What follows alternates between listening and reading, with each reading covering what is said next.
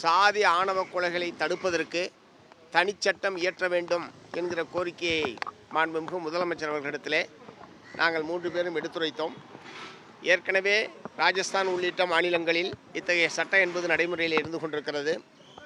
இத்தகைய சட்டத்தினுடைய தேவையை தேசிய பெண்கள் ஆணையம், அதேமாதிரி ஏற்கனவே உச்சநீதிமன்ற தீர்ப்பு, உயர்நீதிமன்ற தீர்ப்பு, பல்வேறு சமூக செயற்பாட்டாளர்கள் இப்படி பலரும் வற்புறுத்தி இருக்கக்கூடிய நிலையில் தமிழ்நாடு அரசு சாதி ஆணவ கொலைகளை தடுப்பதற்கான ஒரு தனிச்சட்டத்தை இயற்ற வேண்டும் என்பதற்கான தேவையை மாண்புமிகு முதலமைச்சர் அவர்களிடத்திலே நாங்கள் எடுத்துரைத்தோம்.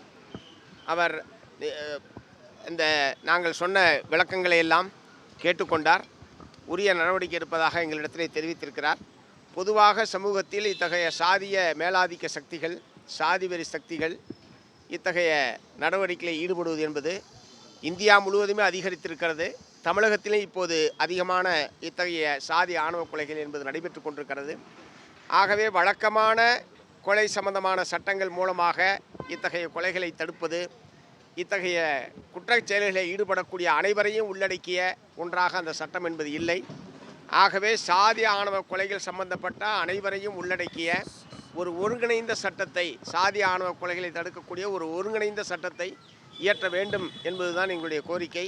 அதை முதலமைச்சரிடத்திலே எடுத்து சொல்வதற்காகத்தான் இன்று காலையில் அவரை சந்தித்தோம் என்பதை தெரிவித்துக் கொள்கிறேன்.